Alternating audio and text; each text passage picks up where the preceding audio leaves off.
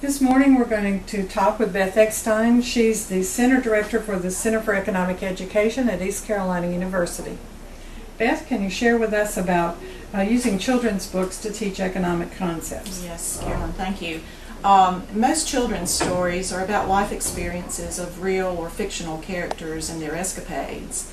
The discipline of economics is also about our life experiences, but from the standpoint of managing our scarce resources. Our favorite children's stories were not written with the goal of teaching economics. However, most will have an array of economics concepts strung from beginning to end. And with a little practice, the teacher will have no problem incorporating economics and financial literacy activities and lessons into most children's literature. Tops and Bottoms is a favorite of mine because it is of high interest to the children while offering some very important lessons on the consequences of poor decision making.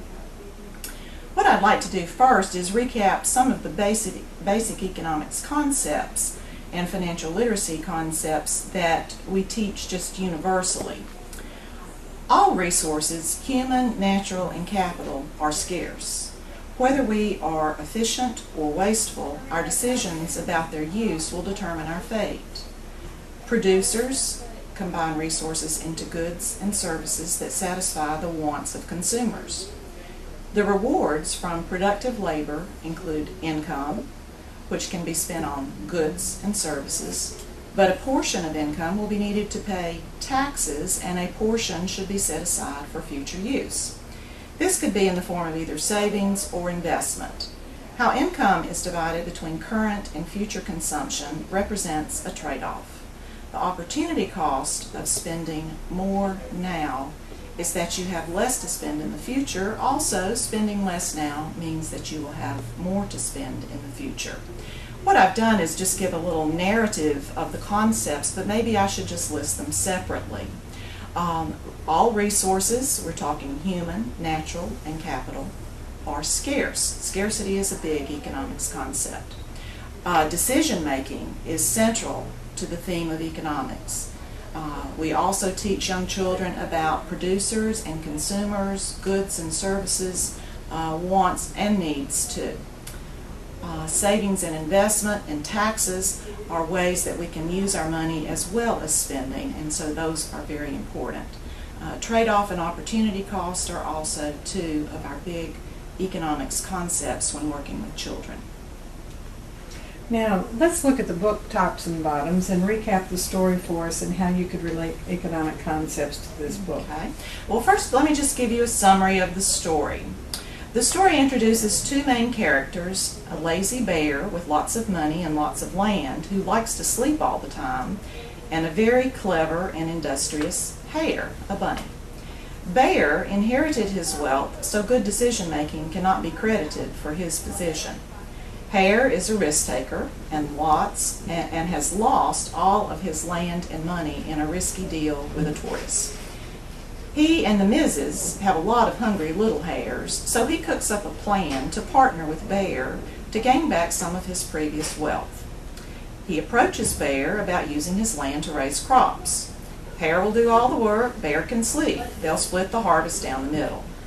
Before the deal is struck, Hare asks Bear if he wants the tops or the bottoms. Bear chooses the tops and goes off to sleep. At harvest time, Hare delivers the tops of the crops, carrots, radishes, and beets, to Bear. Hare keeps the roots, that is to say, he keeps the carrots, the radishes, and the beets. Bear is furious and feels tricked.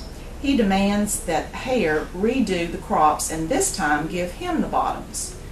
Hare agrees, and when the crops are harvested, he delivers the roots of the lettuce, broccoli, and celery, and he keeps the tops.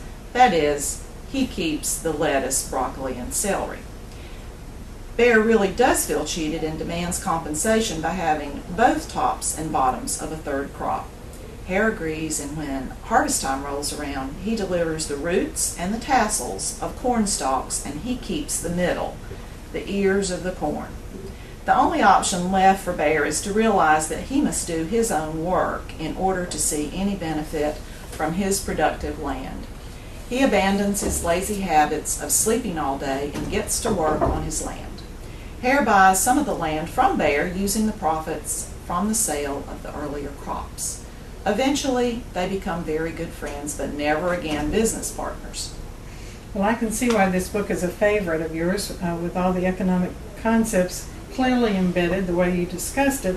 But can you kind of give us a bridge for economics and financial literacy concepts in Tops and Bottoms? Okay, yes. Scarce productive resources, decision making, consumer, producer, trade-off, and opportunity cost are all evidenced in this story. The teacher or facilitator's role is to spot these and begin discussions with the children. The book is wonderfully illustrated as well, and with most books, the pictures are rich with concepts. The main message of this story is that our decisions have consequences that impact our present as well as our future lives. Using the pictures of the story, the teacher can ask children to identify the various types of productive resources. The service provided to Bear is all of the work of the hare and his family. The goods provided to Hare are the edible crops at harvest time. The Hare family represented both consumers as well as producers. They also decided to invest some of their earnings in land that would provide many years of crop harvests rather than spend it all on current consumption and have nothing for the future. This represents an excellent springboard for discussions about income, savings, and investment, and the consequences of those decisions. These economics concepts are also conveyed as financial literacy concepts. The importance of engaging young children in these discussions and their subsequent understanding of economic and financial decision making cannot be overstated.